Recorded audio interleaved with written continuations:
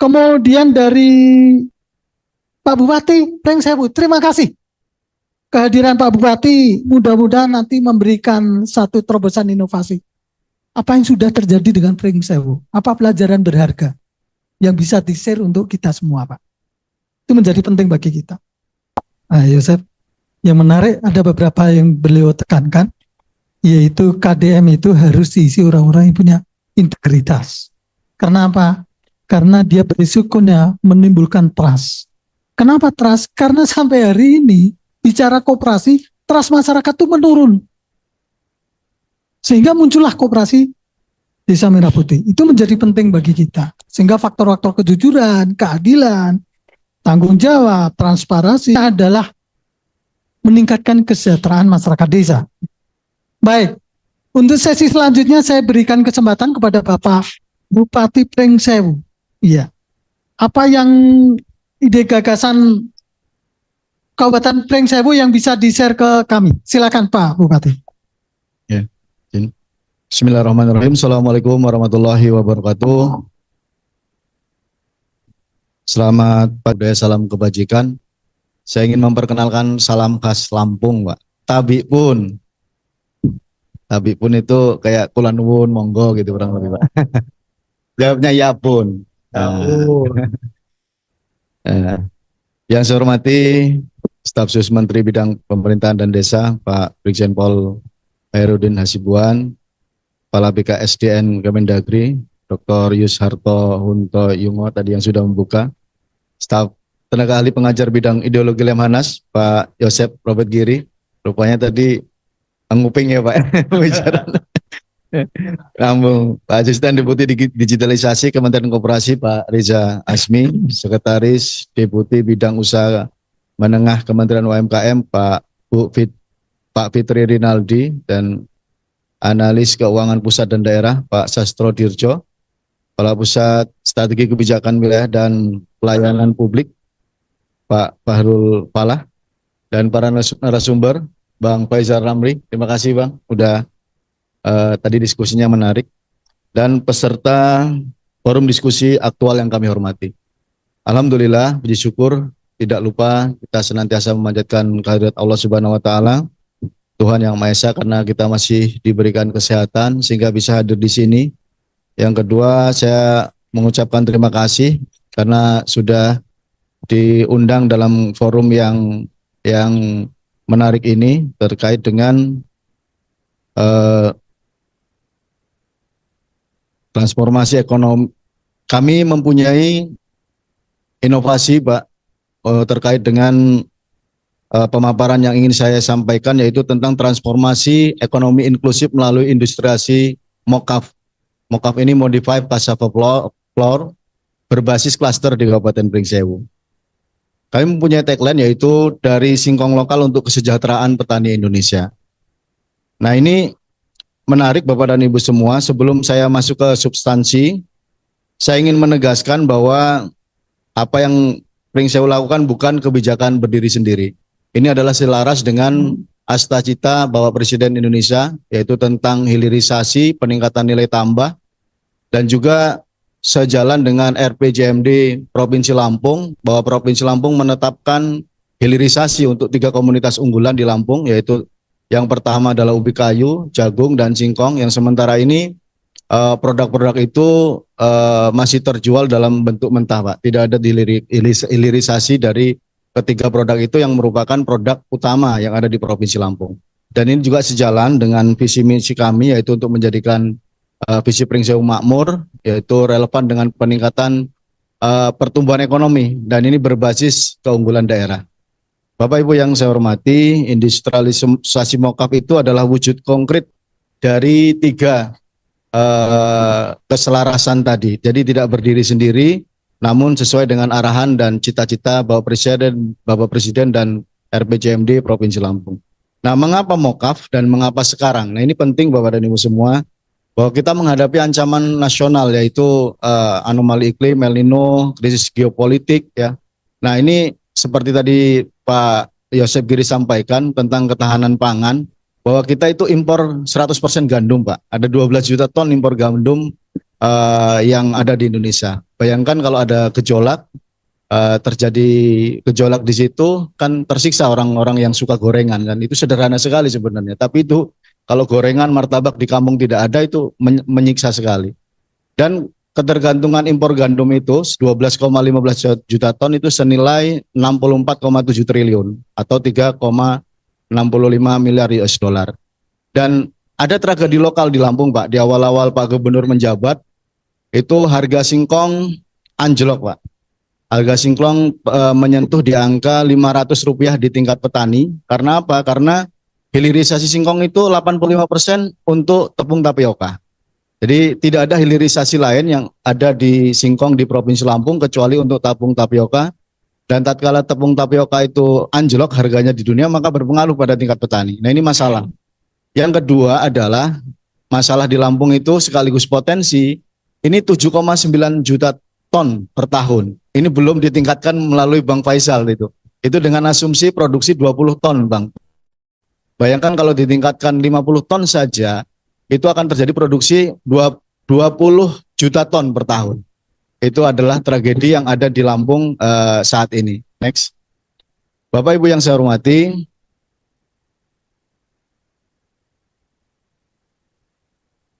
next.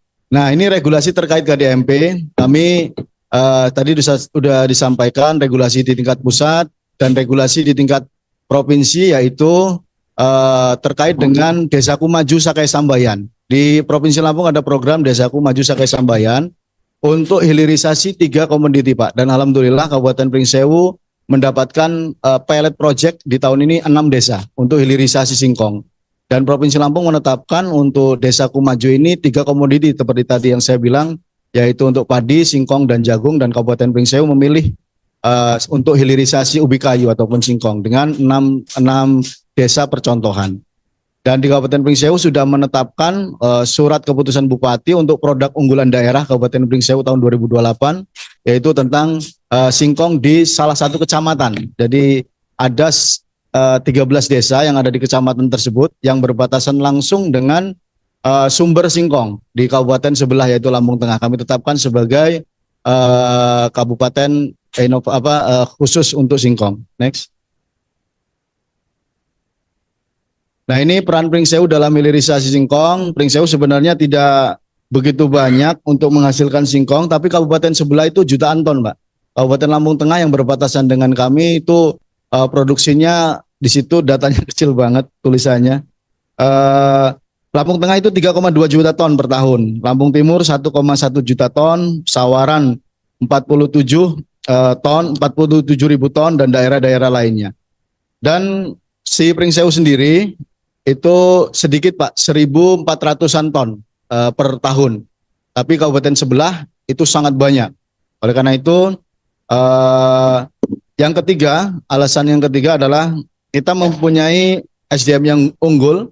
IPM Pringsewu itu konsisten di angka 72,14% sampai di tahun 2021 dan menjadi 74,76% tahun 2025, di atas rata-rata IPM Provinsi Lampung. Nah, kami mempunyai potensi dari sumber daya manusia yang lumayan bagus, Pak, di Kabupaten Pringsewu. Mohon maaf, untuk tingkat kabupaten itu tertinggi nomor 2 saat ini. Kalau tahun kemarin malah nomor 1 terus. Ini disalib tahun kemarin. Bapak Ibu yang saya hormati, kami membangun ekosistem hilirisasi mokaf, hilirisasi singkong ini dari hulu, Pak. Nah, ini yang menarik, tadi disampaikan oleh Pak Yosep bahwa yang paling penting adalah kesejahteraan. Dalam produksi mokaf, Pak, itu ada sebagian besar proses itu kami taruh di desa. Dan sebagian kecil kami taruh di pusat dalam satu kabupaten itu satu melalui BUMD. Jadi petani singkong akan setor singkongnya ini ke kelompok mokaf, Kak. Kami sebut kelompok mokaf. Sekarang sudah ada 2 kelompok mokaf yang existing sekarang. Nah, kelompok mokaf itu nanti akan kami bentuk di masing-masing desa ataupun kelurahan yang ada di Kabupaten Pringsewu dan akan menjadi anggota dari KDKMP. Nah, dari kelompok mokaf ini akan memproduksi dari mulai singkong mentah dikupas, lalu di chip kering, dibikin chip, lalu direndam pakai bakteri sampai dengan dikeringkan, dan setelah kering ini disetorkan ke BUMD. Lalu dari BUMD menjadi tepung, baik itu tepung mokaf original maupun tepung mokaf premix ataupun serbaguna disetor ke KDKMP. Nah, KDKMP ini ada dua misi, ada dua pekerjaan. Yang pertama ada di produksi, yang kedua ada di marketing. Dan marketing ini adalah MBG. Next, nanti ada data selanjutnya. Nah, hitungan target dan output. Nah, ini yang paling menarik, Pak, sesuai dengan semangat kooperasi dan semangat kesejahteraan masyarakat. Ini di 2026 ini kami targetkan di poin nomor 7, Pak. Jumlah kelompok mokaf tadi ada 10, Pak. Yang sekarang ini baru terbentuk, yang existing 2, yang akan dibantu oleh Pak Gubernur itu 6. Jadi 8. Kami targetkan 10 kelompok mokaf akan berdiri di akhir 2026. Dari 10 itu, masing-masing kelompok mokaf atau kompak yang nanti akan bertransformasi ke KDKMP itu memperkerjakan rata-rata 25 orang, Pak. Ibu-ibu maupun orang laki-laki. Dan dari 25 orang itu, maka 10 kompak itu akan 250 orang tenaga kerja yang terserap. Lalu perputaran ekonomi di situ ada 1,3 miliar per tahun. Dan omset petani singkong dengan asumsi 1.250 itu 9 miliar. Nah, ada perputaran ekonomi di seluruh kompak 13,5 miliar per tahun dan proyeksi peningkatan PDRB 4,5 miliar per tahun dengan 10 kompak saja. Artinya dari singkong yang harga 1.250 itu menjadi mokaf katakanlah yang paling buruk 4 kg jadi 1 kg, Pak, ya. Jadi modal Rp5.000 di tingkat petani, di tingkat kelompok mokaf dijadikan dalam bentuk chip kering dijual ke BUMD seharga 7.500. Jadi ada peningkatan PDRB 2.500 per kilogram untuk setiap kelompok mokaf. Nah, ini ditarget di 2029 kami mentargetkan ada akan terbentuk kelompok mokaf itu sebanyak 280. Next, kecilkan, geser ke kanan. Nah, ada 280. Nah, ini skema usaha kelompok mokaf. Jadi petani singkong menjual ke kelompok mokaf ataupun KDKMP nantinya. Ini sekarang existing masih kami namakan kelompok mokaf. Ada 2 yang existing, 1.250 per kilogram tanpa rafaksin, ya. Tanpa rafaksi, lalu dijual ke BUMD Pringsewu seharga 7.500. Kalau asumsi rendemen 25%, maka 4 kg jadi 1 kg, maka 5.000 di tingkat petani menjadi 7.500. Tadi ada 2.500. Nah, dari BUMD ini akan menjual ke KDKMP dalam bentuk apa? Dalam bentuk banyak produk, Pak. Ada tepung serbaguna premix, ada tepung curah maupun tepung mokaf yang original atau yang tanpa campuran. Perlu diketahui mokaf ini adalah makanan free gluten, pangan lokal, dan banyak sekali manfaatnya. Next. Nah, ini skema produksi klaster mokaf di Pringsewu. Jadi peran KDKMP yang tadi saya sampaikan dari mulai petani, setor ke kelompok mokaf ataupun KDKMP, lalu dikupas, lalu setelah itu di pencacahan, di chipping, setelah itu difermentasi selama 8 sampai 12 jam, setelah itu di chip kering dijemur dalam solar dryer, ya, dome solar dryer. Lalu setelah itu kering sampai dengan kadar air 12. Sampai di sini akan geser ke BUMD. BUMD akan membuat chip kering itu menjadi bubuk mokaf dengan kadar air sekitar 10 dengan mesh 100. Nah, di sini kami sementara baru memproduksi tepung mokaf. Ke depan bulan depan insya Allah kami akan memproduksi tepung serbaguna mokaf, yaitu premix. Next. Nah, ini Pak, skema dari BUMD tadi dalam bentuk tepung mokaf ataupun tepung premix kami distribusikan ke KDKMP yang sudah existing. Nah, ini menarik bahwa kebutuhan tepung curah, Pak, premix rata-rata itu 200 sampai 400 kg per bulan untuk satu dapur. Jadi dapur-dapur MBG itu membutuhkan paling tidak 200 kg tepung premix setiap bulan. Kalau asumsi ada 1.178 dapur yang existing di Provinsi Lampung dengan kebutuhan 200 kg per bulan kali 1 tahun itu jumlahnya 2.827 kg per tahun atau 2.827 ton per tahun hanya untuk suplai MBG dan itu melalui KDKMP. Lalu kami juga mengembangkan beberapa makanan itu bisa 100% mokaf. Untuk makanan-makanan yang sifatnya berbahan dasar tapioka, makanan-makanan Bandung, cireng, cimol, itu semua itu 100% mokaf. Kalau untuk pempek itu 80%. Kalau untuk kerupuk sekitar 70%. Nah itu kami juga bekerja sama dengan beberapa stakeholder, baik Basnas maupun BUMN dalam hal ini Bukit Asam untuk memberikan gerobak sekaligus modal untuk membina UMKM lokal yang ada di Kabupaten Pringsewu. Lalu kami juga merencanakan untuk menjual e-commerce. Penjualan e-commerce ini dengan harga 100.000 per pieces per bulan per tahun, itu kapasitas 300 kg per tahun. Next. Nah ini matriks strategi mengapa mokaf. Jadi tepung terigu, kalau kita ini mokaf ini bukan sebagai pengganti ya, tapi sebagai pendamping terigu. Karena sebagian besar tidak bisa mokaf 100%, itu ada pendamping terigu, yaitu gandum 100% impor. Nah ubi kayu ini lokal Lampung produksi ubi kayu terbesar di Indonesia dengan 7,9 juta ton tadi, belum termasuk peningkatan produksi yang tadi disampaikan oleh Pak Faisal Ramli tadi. Kalau ditingkatkan 100% itu jadi 20 juta ton per tahun. Nah dampak bagi petani ini ada peningkatan harga beli Pak, ini dari 67% sampai 250%. Yang tadinya harga di tingkat petani itu 500 sampai 700 di tingkat petani, sekarang kami beli di angka 1.200 sampai 1.500. Nah, yang paling penting ini adalah free gluten, Pak, bebas gluten. Ya, mokaf itu adalah makanan bebas gula. Nah, kalau dibikin kue, kadang gulanya adalah kalau yang mau free gluten, ya rasanya nggak manis. Tapi kalau manis itu masih ada tambahan gula. Terus mampu menghasilkan 40%. Dan yang paling penting adalah itu teknologinya sederhana. Hanya dikupas, dicipping, direndam, lalu dijemur. Lalu yang paling penting lagi adalah di situ ada pemberdayaan masyarakat yang luar biasa. Satu kelompok mokaf itu minimal 25 orang yang bekerja, ibu-ibu. Kami sudah coba simulasi dibayar Rp50.000 per hari, Pak. Itu sangat membantu untuk mereka. Dan peningkatan cadangan devisa, tadi mohon Bang Faisal nanti dibuka link-link supaya kami bisa ekspor. Kami bisa tingkatkan produksi sampai kapanpun, sampai berapapun insya Allah. Next. Izin Pak Bupati waktunya. Oke, ya. Nah ini siap menjadi lisensi mokaf. Next ya. Saya kira ini distribusi. Nah ini kami sudah melakukan audiensi dengan beberapa kementerian dan lembaga ke Pak Gubernur Lampung untuk mendukung kami. Ya tadi disampaikan ada 6 desa yang akan disupport oleh provinsi.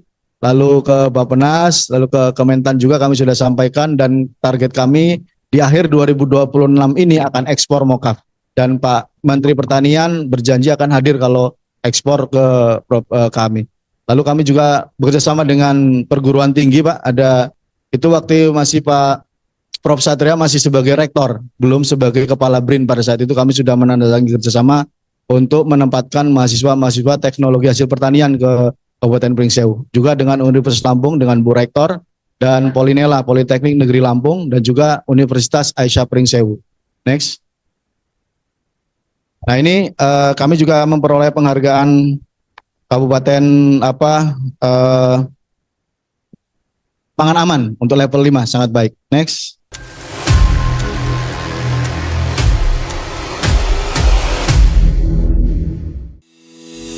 Dari tanah yang subur di Kabupaten Pringsewu, lahirlah produk pangan lokal berkualitas. Mokaf, Modified Cassava Flour atau tepung singkong termodifikasi.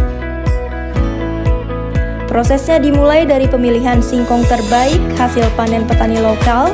Singkong kemudian dikupas, dicuci bersih, dan dipotong kecil agar siap memasuki tahap fermentasi. Fermentasi menjadi kunci utama dalam produksi mokaf. Dengan proses alami dan higienis, singkong diolah untuk menghasilkan tepung dengan aroma netral, tekstur lembut, dan kualitas yang lebih baik. Singkong yang telah melalui proses fermentasi selama 8 jam, kemudian memasuki tahap pencucian untuk menghilangkan sisa hasil fermentasi. Setelah itu, singkong ditiriskan menggunakan mesin pres hidrolik guna mengurangi kadar air.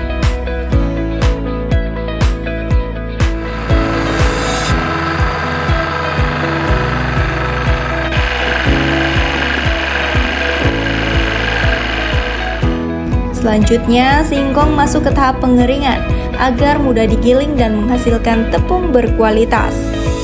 Masuk ke tahap penggilingan hingga menjadi tepung halus berkualitas tinggi.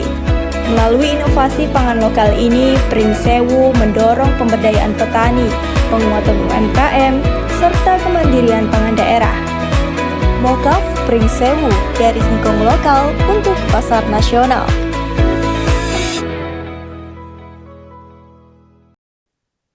Ya, terima kasih. Mohon maaf tadi pemaparan singkat ini mudah-mudahan bisa jadi ada manfaat dan menjadi bahan diskusi yang produktif kita bersama.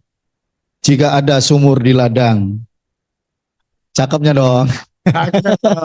Jika ada sumur di ladang, bolehkah kita menumpang mandi?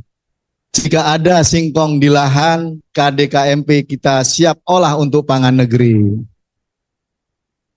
Terima kasih, saya Eri. Assalamualaikum warahmatullahi wabarakatuh. Iya, terima kasih Pak Bupati. Bukan main ini, Pringsewu terobosannya cukup menarik. Mudah-mudahan ini menginspirasi bagi koperasi Desa Merah Putih di kabupaten kota lainnya.